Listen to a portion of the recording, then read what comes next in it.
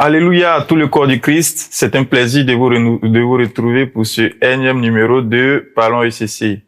Aujourd'hui, nous serons encore avec notre père, le supérieur évangéliste Animel Marc Vincent, qui va nous entretenir sur le sujet parlant des visionnaires. Les visionnaires et la modernité, les visions en ligne, les cérémonies en ligne, l'exposition de la vie privée. Est-ce que tout ceci est normal? Jingle.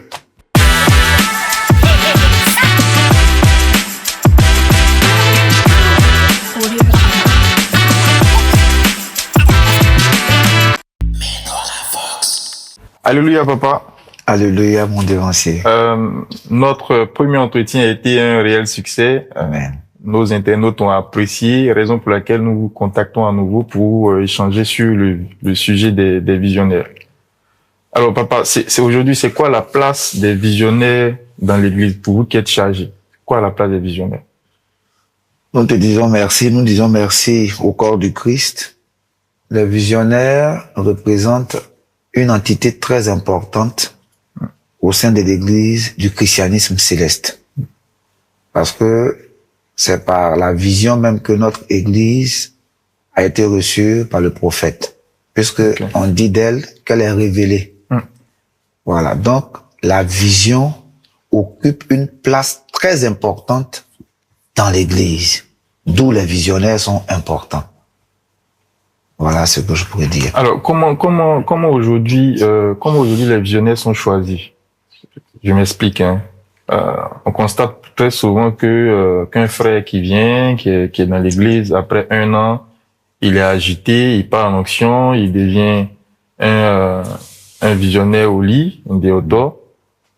Et ce déotor au lit, là, commence à avoir des fils spirituels, alors qu'il a à peine 1 an, 2 ans d'exercice dans la paroisse. Comment tout s'est organisé au niveau des visionnaires? Comment ça se fait? Bon, concernant l'église du christianisme céleste, il faut savoir que, comme je le dis, tout est fondé sur le Saint-Esprit. D'abord, pour parler de vision, faut parler des dons. Faut parler de dons. Parce que être visionnaire, c'est avoir l'approbation de Dieu. C'est le Seigneur qui te donne ce don. Voilà. À la base, c'est le Seigneur qui te donne ce don. Voilà. Donc, une personne qui n'a pas ce don, mais qui aime ce don, peut également par la prière demander, et aussi avec l'encadrement des visionnaires, si je veux dire, des personnes qui sont un peu expérimentées dans le domaine, on peut les encadrer à travers la prière pour que le Saint-Esprit vienne sur ces personnes, pour que ces personnes deviennent eux aussi des visionnaires. Voyez-vous. Donc, c'est un peu ça. Mais aujourd'hui, vous voyez que le ministère de la vision a pris une autre tournure et ça échappe même à la direction que le Saint-Esprit a donnée à l'Église. La Bible nous dit que quand il n'y a pas de révélation, le peuple est sans frein. Mais heureux s'il observe la loi. Or, vous et moi, nous savons que nous n'observons pas totalement la loi. Voilà pourquoi il est important que nos visionnaires soient des personnes, des boussoles pour nous conduire. Mais aujourd'hui, c'est un peu compliqué. C'est vraiment compliqué parce que vous avez dit tout à l'heure qu'aujourd'hui, il y a des personnes qui viennent, on les forme un peu, ils vont à l'onction, on leur donne le grade d'Oli et en quelques jours, ils ont des fils et des filles spirituels. En réalité, ce n'était pas dans l'église. Ce n'était pas dans l'église. Cette manière de faire n'était pas dans l'église. Parce que, anciennement, les visionnaires étaient ces personnes-là que le Seigneur a mandatées pour parler de la vie des personnes en difficulté ou bien de voir dans la vie des personnes. Pour ces personnes qui cherchent le salut, qui étaient dans la captivité diabolique, qui ont fui et qui viennent dans l'église, c'est à travers les visionnaires que le Seigneur arrive à leur accorder une solution, un épanouissement à leur vie. Voici un peu la fonction ancienne du visionnaire. Le Seigneur passe par eux pour révéler quelque chose pour une nation, pour une personne, pour un peuple, pour un lieu. Mais il n'y avait pas dans le temps des visionnaires qui avaient des fils et des filles. Mais aujourd'hui, c'est devenu un système un peu biaisé. Voilà, nous sommes en train de copier les évangéliques, nous sommes en train de copier nos camarades. Et ça, ce n'est pas bien. Aujourd'hui, le système est déjà implanté. C'est que moi, je pourrais dire, mais faisons un gros effort pour ne pas que ce système-là nous fasse dévier de ce que le Saint-Esprit nous a donné. Parce que la Bible le dit. Jésus dit, si vous péchez contre moi, je vais vous pardonner. Mais le péché contre le Saint-Esprit, parce qu'il parle de visionnaire, pas de Saint-Esprit, il n'est pas pardonné, il n'est pas pardonnable. Parce que ce péché-là, quel que soit le temps, il vous est imputé et vous allez le payer. Donc mieux vaut ne pas jouer avec cela. Le corps de la voyance, ce n'est pas un jeu. Parce que là-bas, c'est avec les esprits qu'on parle, pas avec des hommes. Avec des hommes, on peut toujours réparer quand il y a des erreurs. Mais avec les esprits, c'est un peu compliqué parce qu'on ne les voit pas. Voici un peu ce que je pourrais dire. D'accord. Mais quel est le rôle du chargé dans l'organisation de tout cela? Est-ce que tous les fidèles d'une paroisse ne devraient pas être des fils spirituels du chargé, non des fils spirituels d'un tel ou une telle visionnaire? Je pense que c'est ce qui devait être. C'est ce qui est, et c'est ce qui est normal. Okay. Parce que le chargé, c'est le berger de l'église. Donc, tous les fidèles qui prient dans l'église, ce sont ses fils, et ce sont ses filles, ce sont ses enfants. Mais je vais aller encore plus loin. Même le chargé, ce n'est pas son troupeau, c'est le troupeau de Dieu. Lui, il n'est que le gérant. Donc, un chargé peut pas se taper la poitrine pour dire que c'est mon peuple. Mais il peut dire que c'est le peuple que Dieu m'a confié. Voilà, à partir de là, il ne sera pas en déphasage avec la vision suprême de Dieu. Donc, si le chargé même, ce droit, on peut dire, lui échappe, ce n'est pas un visionnaire qui est sous la responsabilité du chargé. Voilà. D'accord. On constate depuis quelques années une expansion de visionnaires sur les différents réseaux sociaux. J'en citais un Facebook, TikTok. Les visions qui étaient faites en huis clos sur les paroisses se sont transportées sur les réseaux sociaux face au grand public. Même des cérémonies sont faites sur les réseaux sociaux. Aujourd'hui, vous qui êtes chargé de votre vue extérieure, qu'est-ce que vous pensez de ça? Je vais être direct. Ce n'est pas bien. Ce n'est pas bon. Et ça dévalorise l'église. Parce que quand vous prenez le livre de Proverbes 25, verset 2, la Bible dit, la gloire de Dieu, c'est de cacher les choses. Mais la gloire des rois, c'est de les révéler. La gloire de Dieu. La vision, c'est un don que Dieu a donné, pas spécialement à l'église avec grand E. Voyez-vous. Et quand le Seigneur utilise ce canal pour s'adresser à l'homme, le Seigneur, il a ses fidèles, il a des personnes qu'il a mises à part. Avec ces personnes-là, il travaille. Donc, ce sont des choses qu'on ne vulgarise pas. Et aujourd'hui, on constate, comme vous l'avez dit, l'expansion de ces manières de marcher sur les réseaux sociaux. Mais ce n'est pas bien. C'est pas bien parce que moi, je pense que c'est du spectacle. Bien sûr. C'est du spectacle inutile. Parce que le Saint-Esprit n'est même pas dans ça. Moi, je dis, je vais aller plus loin. Ce sont des féticheurs qui portent des soutanes et ils sont dans l'église. Non. Parce que le christianisme céleste, c'est une église divine. C'est une église spirituelle. C'est une église qui vient directement de Dieu. Nous pratiquons la culture du ciel.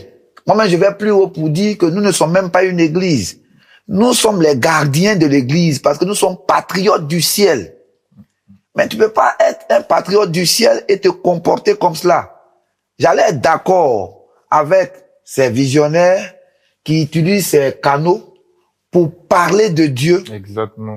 Pour dire à un tel, viens dans mon église parce que j'ai une révélation pour toi. Parce que la vie confidentielle des personnes sont très, très, très importantes.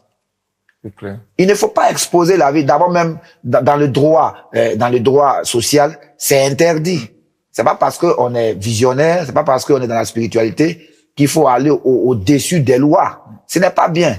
exposer des personnes, faire des cérémonies sur les réseaux sociaux, ce n'est pas bien. Il faut qu'on arrête. À un moment donné, il faut qu'on arrête et il faut qu'on ait le courage de vous dire d'arrêter. Voici un peu ce que je voulais dire. En tout cas, c'est clair, vous avez le mérite de le dire parce que ces visionnaires, on pense qu'ils sont rattachés forcément à des paroisses. Donc, logiquement, leurs différents responsables ou leurs différents chargés devaient pouvoir tirer la sonnette d'alarme de telle sorte à les ramener sur le droit chemin. Mais est-ce que c'est pas aussi la faute à certains chrétiens célestes qui les suivent aussi sur les réseaux sociaux pour aller les consulter? Effectivement, c'est aussi la faute des chrétiens célestes quand ils ont affaire à un visionnaire. Ouais. Eux, là, quand ils viennent à l'église, là, tant qu'on n'a pas fait leur révélation, ils sentent qu'ils n'ont pas fait le culte ou bien leur adoration a été inutile. Donc, c'est eux-mêmes qui poussent ces personnes-là à devenir des marchands avec eux. Parce que ce n'est plus l'adoration, ce n'est plus la pratique de la spiritualité comme Dieu le veut. Mais c'est devenu maintenant un business. Parce que ces visionnaires-là, tout ce qu'ils font là, c'est pour avoir de l'argent. Exactement. Voilà. Parce que je ne veux pas imaginer qu'aujourd'hui, le Saint-Esprit veut libérer la vie de quelqu'un, mais il va faire une facture de 200, 300 000 francs. Le Saint-Esprit n'a pas besoin de ça pour libérer quelqu'un. Jésus qui libérait les aveugles, il n'a pas eu à faire des factures. Donc, une fois que les chrétiens célestes ne changent pas cette manière de faire, mais ces visionnaires-là, ils vont exister, ils vont se multiplier parce que c'est vous qui leur permettez de pérenniser cette façon de faire les choses. Donc, c'est de la faute aussi des chrétiens célestes que nous sommes. Venons à l'église, prions. Si le visionnaire a une révélation pour nous, on nous donne ces révélations.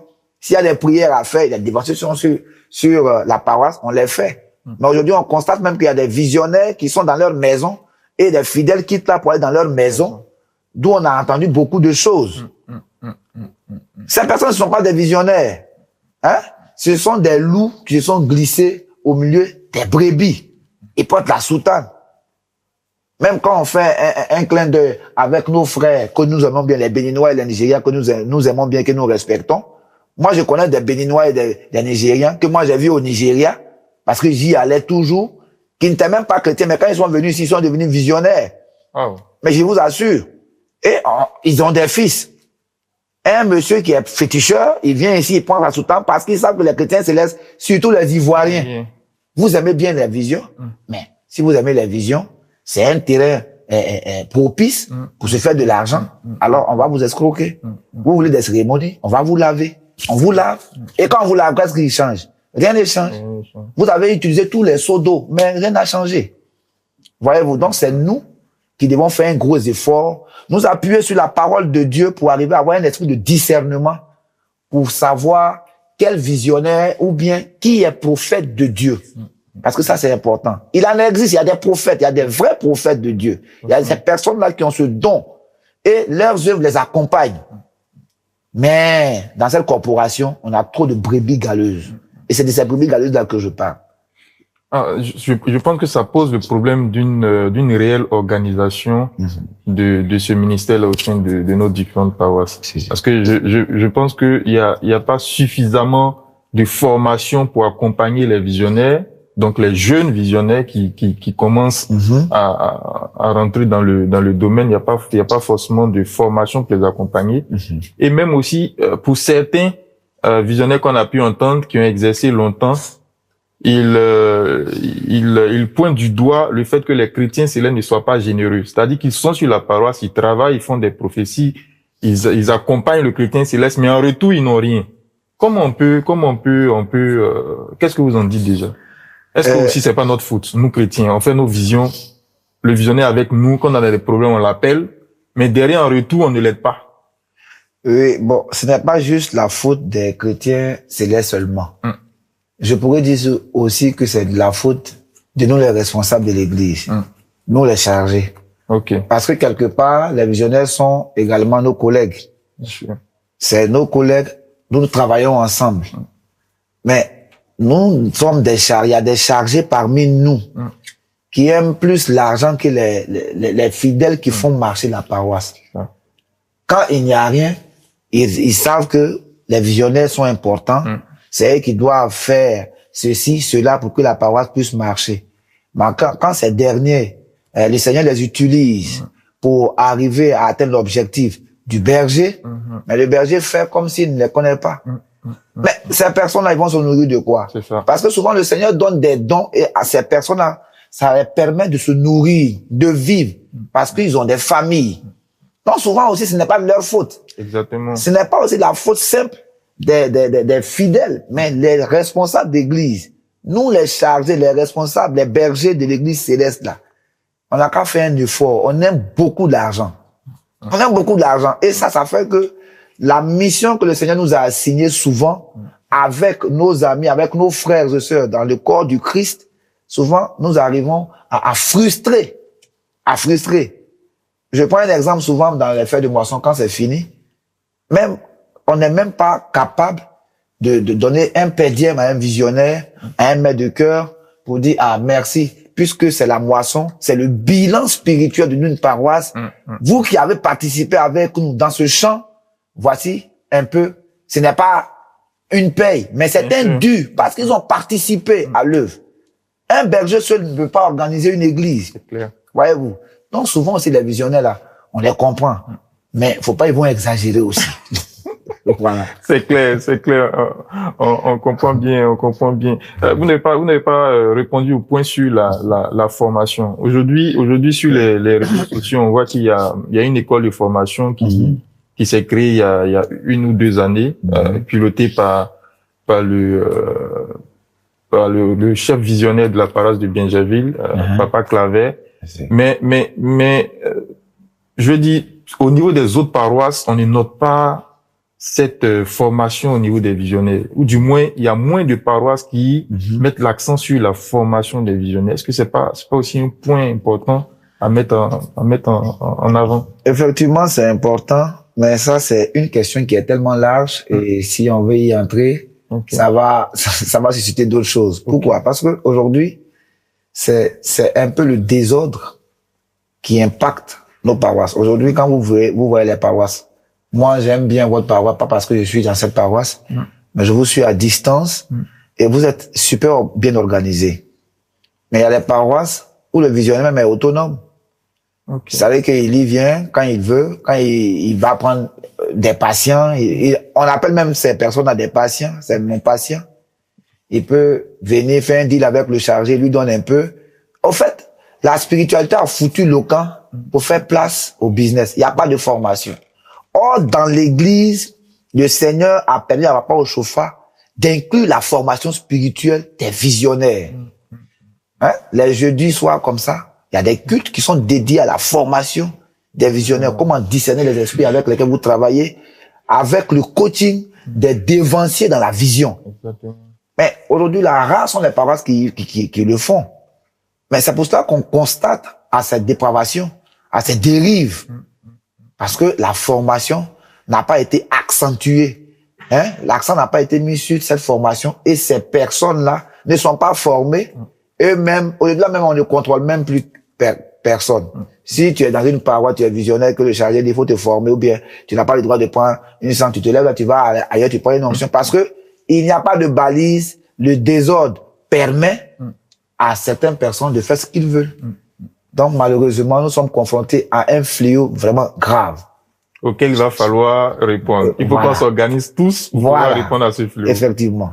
Merci beaucoup, papa. Nous sommes au moment de la Méno-box. C'est le moment où nos différents internautes vont nous poser des questions auxquelles, bien évidemment, vous serez amenés à répondre. Alors, la première question qui nous vient d'un frère en Christ, c'est que généralement les visionnaires qui font les visions en ligne ne parlent pas de la parole de Dieu, mais c'est plus orienté les différents frères ou leurs différents patients en ligne sur certaines pratiques mystiques, comment se protéger de certaines pratiques mystiques. Est-ce que ça c'est forcément ça le rôle du visionnaire, de parler uniquement mystique sans base ou sans fondement lié à la parole de Dieu? Non, ce n'est pas le rôle du visionnaire. Un visionnaire qui parle sans la base de la parole, parce que toutes les révélations que le Seigneur nous permet d'avoir ont un fondement dans la parole de Dieu. Ok. Je répète, toute révélation qu'un visionnaire, un prophète émet n'est jamais en contradiction avec la parole de Dieu. Ok.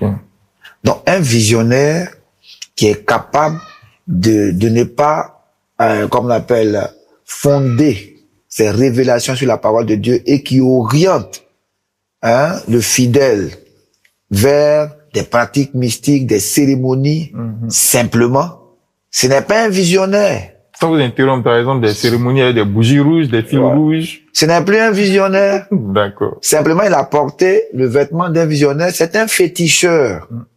Simplement, c'est un féticheur qui porte une soutane. Voyez-vous?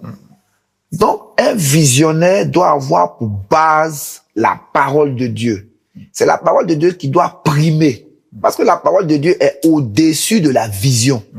Dans le ciel, il n'y a pas de vision. Mais la parole de Dieu, il est les paroles. Dieu n'est pas vision. Voyez-vous? Donc, qu'on soit confronté à un visionnaire, à un prophète qui est plus cérémonie, plus pratique, mystique, mais mon frère, dis-toi que tu n'as pas affaire à un visionnaire. C'est un féticheur. Ok. Voilà. Donc, abat les féticheurs. Ah bah, on dira. La deuxième question, est-ce que c'est pas souvent les chargés ou les chefs visionnaires qui envoient ces visionnaires-là sur les réseaux sociaux? Parce que depuis, on voit que ce fléau-là persiste et personne n'en dit mot. Est-ce que c'est pas eux qui les envoient? Bon, ça, je ne saurais vous répondre avec exactitude, mais je pense que les chargés, en tout cas un chargé digne de ce nom, ne peut pas donner une autorisation comme ça à un visionnaire à lui le faire. Moi, je pense que eux-mêmes, ils sont responsables. C'est-à-dire que eux-mêmes, ils se lèvent de façon autonome pour se livrer à ces actes. Je pense très bien que c'est ma vision, ça n'engage que moi. Non, c'est clair. Je ne pense pas qu'un chargé puisse faire ça. Il peut y avoir des chargés, comme je l'ai dit tout à l'heure, qu'il y a des visionnaires qui tissent des business, des pactes, des alliances avec les chargés sur le plan financier. Donc, si il est issu d'une paroisse, que cette paroisse-là soit à des difficultés financières, que ce visionnaire-là a cette lucarne pour avoir des dons, mais il sera soutenu par son chargé. Voyez, donc, ça, ce n'est pas aussi quelque chose à proscrire. Ça peut arriver. Mais, pour ce qui me concerne, je pense pas que nos chargés, voilà, c'est difficile. D'accord. Et même impossible. La troisième question, le Nigeria a déjà pris une décision vis-à-vis de ce fléau-là. Donc, nos pères, les pasteurs au niveau du Nigeria ont déjà pris une décision par rapport à ce fléau-là. À quand la décision des pasteurs au niveau de la Côte d'Ivoire? À quand leur prise de parole sur ce différent fléau? Effectivement, j'ai vu cette décision prise par le Nigeria, mais moi je dis souvent, soyons courageux de le dire. Une chose est de prendre une décision, une autre est de l'appliquer. Parce qu'il ne suffit pas de prendre une décision pour la prendre. Mais quand ils prennent cette décision, quels sont les moyens qui accompagnent la décision pour que ce phénomène cesse? Quelles sont, je sais pas, quelles sont les actions qu'ils doivent poser? Parce que c'est sur les réseaux sociaux. Bien sûr, bien sûr. Ils font comme, est-ce que il y a un collectif d'informaticiens, qu'on appelle chrétiens célestes mondial, qui va s'occuper de tout cela? Il y en a pas pour soit fermer les comptes. Il y en a pas. On peut pas se lever pour dire on proscrit et puis c'est fini. Moi, je pense que ça, c'est du bluff. Okay. Ouais, c'est juste. Ça sera pas efficace. Ouais, ça sera pas efficace tant qu'il n'y a pas des moyens qui accompagnent cette décision. Pour revenir à la Côte d'Ivoire, si le Nigeria n'a pas encore réussi, moi, je pense que nous, on peut essayer. Hein. Nous, on peut essayer parce que Dieu nous a fait la grâce à la Côte d'Ivoire d'avoir des intellectuels. Je ne dis pas qu'au Nigeria n'y a pas d'intellectuels. Des intellectuels, des enfants intelligents, des personnes intelligentes dans le domaine même de l'informatique, des médias. Si aujourd'hui les pasteurs de Côte d'Ivoire se mettent ensemble, hein, c'est ce que nous souhaitons. Bien sûr. Voilà. S'ils se mettent ensemble aujourd'hui, qu'ils créent un collectif, hein, d'ingénieurs en informatique pour pour contrer ce fléau, on peut le faire. En ce moment, on sera capable de dire, il ne faut pas faire des visions en ligne. Et quand on le fait, il faut avoir des sanctions qui accompagnent, des sanctions disciplinaires. Au-delà même des moyens communs pour contrer cela, il faut qu'il y ait des sanctions disciplinaires. Pourquoi pas même la radiation du corps, de la vision. On peut le faire. Mais tant qu'on on n'accompagne pas de moyens cette décision, je pense qu'elles ne seront pas efficaces. Ok. Nous allons profiter pour attirer humblement l'attention de nos différents pairs au niveau de la Côte d'Ivoire, pour qu'ils puissent se pencher sur ce fléau-là qui dégrade un peu l'image de l'Église céleste auprès du peuple clairement ivoirien, parce que c'est pas des pratiques qu'on devrait voir de l'Église céleste en dehors de tout ça. D'accord, papa. Ce qu'on note aujourd'hui de nos différents échanges, c'est que le visionnaire doit se consacrer à prendre les différents patients. Bon, c'est le terme qu'ils utilisent. En tout cas, les fidèles qui viennent les voir, il faut qu'ils les reçoivent sur leurs différentes paroisses. Il faut qu'ils prescrivent les différentes cérémonies à la lumière de la parole de Dieu. Le peuple de Dieu, ce n'est pas le peuple du visionnaire, ce n'est pas le peuple du chargé, c'est le peuple de Dieu. C'est ça. Et il faut que cessent aussi les visions en ligne. C'est ce qu'on retient de cet entretien. C'est ça. Est-ce que vous avez un dernier mot à l'endroit des visionnaires, à l'endroit de tous ceux qui nous suivent sur MenoraVox? Je voudrais encourager les visionnaires, les vrais.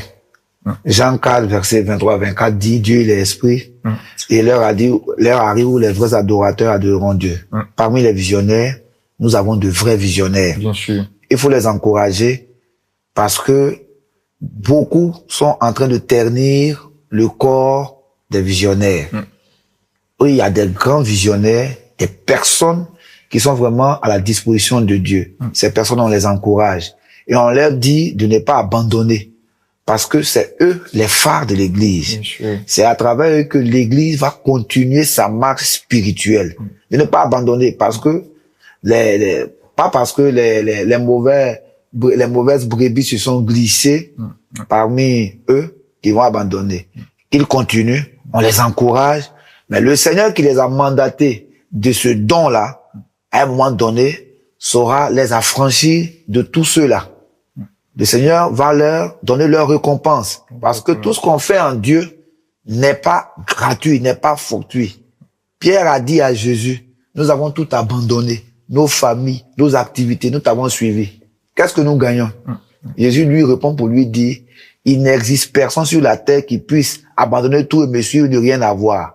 Donc qu'ils sachent que eux, les prophètes, ils sont des personnes importantes dans le corps du Christ. Des personnes avec qui le Seigneur travaille. Ils sont des canaux par lesquels nous entendons la voix de Dieu. Comme les prophètes, comme Ézéchiel, etc. Ils représentent ces personnes. Mais qu'ils fassent attention dans leur entourage, parce que tous ne sont pas des visionnaires. Il y a des féticheurs parmi eux. Que le Seigneur nous bénisse. Amen, amen, amen.